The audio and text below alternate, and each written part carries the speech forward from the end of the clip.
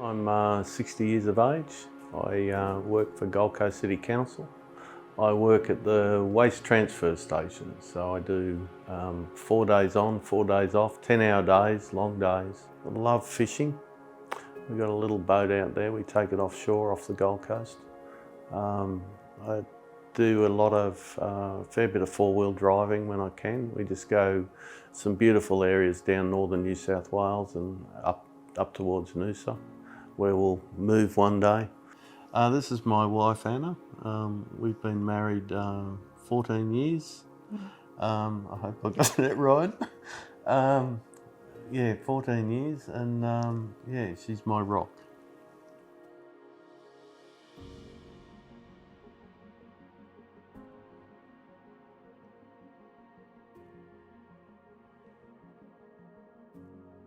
So initially, when the diagnosis of severe aortic stenosis was made, he had actually very little symptoms. He was what we call asymptomatic.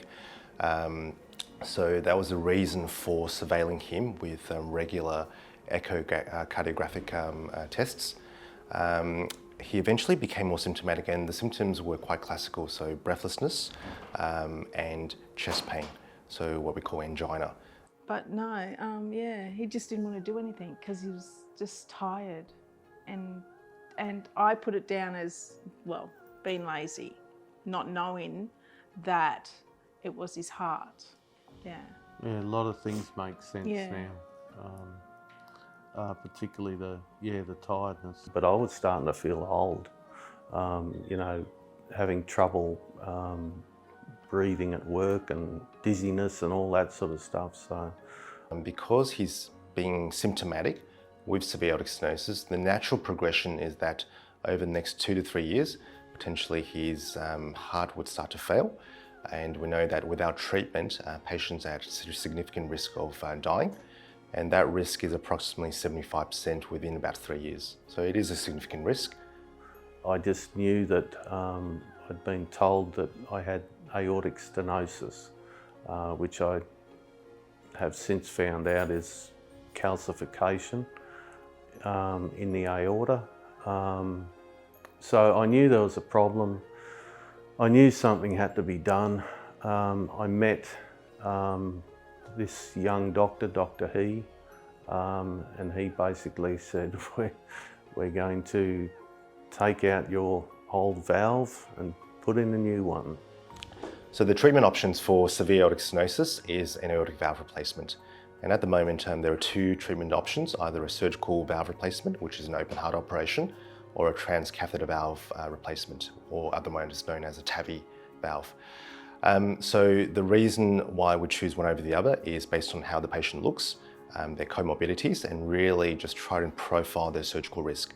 If there are an acceptable surgical candidate, open heart operation is certainly the gold standard for treatment of aortic stenosis.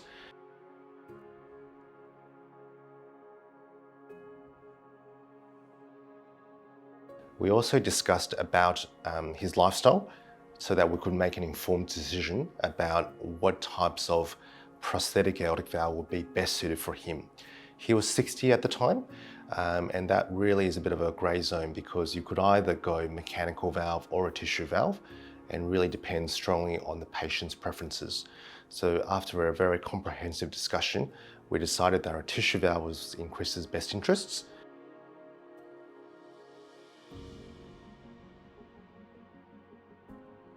And we organised a post-operative review about 6 weeks after surgery back in the clinic. At that time, he walked in, had a smile on his face, and he was a different person. So he was recovering very well from his surgical wounds, and importantly, you know, he did feel a big difference in his ability to just do everyday activities. He's more active, and he gets up earlier now. Before he was sleeping in a lot because he was always tired. I can now do 40 minutes in a gym, whereas I could hardly walk to the gym, Yeah. let alone do 40 minutes in the gym. So yeah, it's just, they've just done a great job. Everyone's done a great job. Can't thank them enough. So I'm very happy for Chris and his family that he was able to receive the treatment for his condition and to have such an excellent outcome, so that he now go on to do the things he wants to do, to participate in the activities and to re-engage with society as an active member. From his journey to diagnosis, to treatment, to recovery, it's been a really a big enterprise and involves a lot of healthcare professionals. And I think it's what makes this this treatment plan so successful. It's not just one person; it's a whole team approach. And I think it's also more important to identify patients who are similar to Chris, who've got severe aortic stenosis, and to really then streamline those patients to the pathway that Chris has had, so that they can then go on to get the definitive management. Go and get checked. Go and get checked because it's worth getting checked. Otherwise, the not knowing and something could happen. Yeah, and just trust your doctor, like the surgeon. Just trust your surgeon.